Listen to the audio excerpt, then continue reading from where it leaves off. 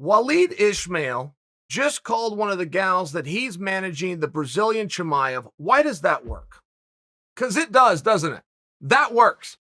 When Waleed Ismail calls the gal Brazilian Chimaev, I know exactly what it means. She's got a really good pace. Nobody wants to fight her. She throws you down. She beats you up. I just understand it. As simple as it might be from a marketing standpoint, I get it, and I always have. When Chemiev came in and called himself Khabib 2.0, I knew what he meant. I knew all sorts of things about him just by that being his moniker. There was one when I was growing up. You guys remember Alexander Karelin? Alexander Karelin, most famous in America because he lost to American Rulon Gardner in the Olympic finals in 2000 in Sydney, which would have been Karelin's fourth Olympic gold should he have achieved it. Which would have been an all-time record. They had another Russian coming through, and they called him Baby Karelin. It just worked. I remember this guy. I followed his career. Sadly for him, it didn't end anything like the great Alexander Karelin's, but it got my attention, and I paid attention, largely because of it. Russia had a guy they were calling Baby Fedor for the longest period of time. There's a guy named something Haas, who John Jones had really taken under his wing. And John was even coming out, people saying, this is my little brother. And I thought it was real. And I read the guy, and his last name wasn't Jones. And I go, oh, that kind of brother. I understand the whole thing. But it made me pay attention. I remember athletes like this, as simple as that might be, to just call somebody Brazilian Chimaev. I can't wait to see her fight. I really can't. And I understand, because marketing, it's one of those things, you don't always have to start over from the beginning, but you do need to be good at identifying what works. Feel free to steal it. Somebody says that's gimmicks infringement and you stole it, come back and say I was paying homage and respect. It all works out. But there is something of Brazilian Chimaev.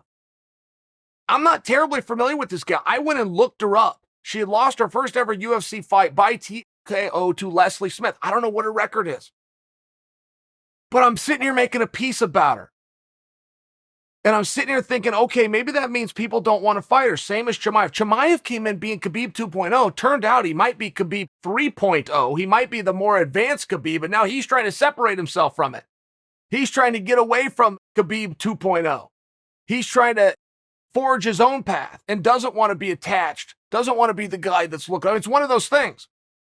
Names matter, words matter, monikers matter. Before you go with it, you better think it through. I think Brazilian Chimaev, I think Baby Karelin, I think Baby Fedor, I think John Jones's little brother, I think those things work. I know they do with me. I listen when I hear that type stuff. I pay attention in gymnastics. She's going to be the next Mary Lou Retton. Okay. I only know Mary Lou because she did one thing. She stuck a landing in 1984, got a perfect 10. I don't know a whole lot about her, but if you compare yourself to Mary Lou Retton, you've now got my attention. You might even compare yourself to a really great gymnast someday and say you're Dominique Moceanu. Now I'm really going to listen. I'm just wondering why. Why does that work? What is it that's compelling about that? Because if you do it in the world of professional wrestling, they'll tease you for it. If you go and take somebody else's gimmick, a lot of wrestlers will charge you 10%. You stole my gimmick. They'll try to identify who you stole from. Nature Boy Ric Flair was influenced by, right? Hulk Hogan was influenced by superstar Billy Graham. But they all are robbing from somebody. Nobody's reinventing the wheel. There's not a damn thing wrong with it. It's just important that you identify. You identify what it is that's working. Why is this working for certain people? Look, Islam Makhachev just got a big fight. I don't know why in the hell he wanted it. He wants it with RDA. I don't know why. I mean, he sunk his teeth into this like I would have done after a world title fight. That's what I would have done for a main event pay-per-view that I'm getting points on the back end. Islam Makhachev went after RDA with that same vigor and got it. The system and the approach and the tactics that Islam and his team used to get RDA were spot on perfect. I just don't know why they want RDA. I don't know, somebody told them that's a really big fight, and that's what people are clamoring to see, or if you beat RDA, you become the number one contender. That piece of it they left out. Why RDA versus Islam? Like, that one doesn't jump off the page for me as a call out. That doesn't jump off the page for me now that it's signed. But there's still a lesson in there. Islam wanted it. He called his shot. He put things in motion. He got what he wanted. Islam will be taking on a former champion of the world. I think there's bad blood there, myself. I think there's heat. I think there's heat between Islam and RDA or Islam's team and RDA. Nobody's explained that story, not RDA or Islam, neither of which are very good storytellers, so they're probably never going to tell the story.